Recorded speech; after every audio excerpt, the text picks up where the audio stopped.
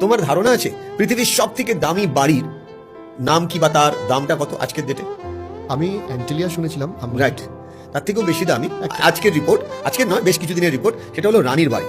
রানী মানে Buckingham palace. হ্যাঁ, এবার প্রশ্নটা হচ্ছে, ধরে নিলাম তোমাকে এবং আমাকে পারমিশন দেওয়া হলো বাকিংহাম প্যালেসে থাকতে দেবে, কিন্তু শর্ত একটাই, তোমার আর আমার চোখটাকে ফুটো করে দেওয়া হবে, কানটাকে ফুটো করে দেওয়া হবে। তুমি কি রাজি হবে? না। বা আমাদের দর্শকদের মধ্যে একজনও কি কেউ আছেন যিনি রাজি হবেন? আমার মনে হয় না কেউ রাজি হবে।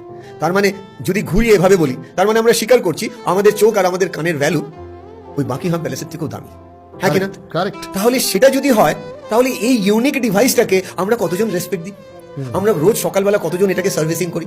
দাঁত মাজি, রাইট, গায়ে শ্যাম্পুও দিই, বন্ধু বান্ধবীদের সাথে দেখা করতে গেলে পারফিউমও ইউজ করি, রাইট? সো বডি যদি ওয়াশ হয়, ব্রেন কেন ওয়াশ হবে না? অনেকে ব্রেন ওয়াশটাকে নেগেটিভ ওয়ার্ড হিসেবে ইউজ হয়, কিন্তু মাইন্ডকেও মাঝে মাঝে ব্রাশ করতে হয়, মাইন্ড ব্রাশ। বাট আমরা বুঝতে পারছি পৃথিবীর সব থেকে দামি ডিভাইস এটা। আমরা এটাও বুঝতে পারছি এই ডিভাইসের মধ্যে আরেকটা দামি ডিভাইস যেটা ইনভিজিবল অবস্থায় কাজ করে, সেটা হলো মাইন্ড, সেটাকেও ব্রাশ করা উচিত। তার মানে আমরা সাকসেসফুল হতে চাইছি, কিন্তু সাকসেসফুল হওয়ার জন্য যেটা দরকার সেটা করছি না, যেটাকে খুব সুন্দরভাবে ইংলিশে একটা কোটেশন বলা হয়, if you want to become successful never give excuse, যেটা একটু আগেই বলছিলাম, 3 নম্বর হাত অজুহাত। And if you really want to give excuse never thought you become successful. Excuse দিয়ে কখনো সাকসেসফুল হওয়া যায় না।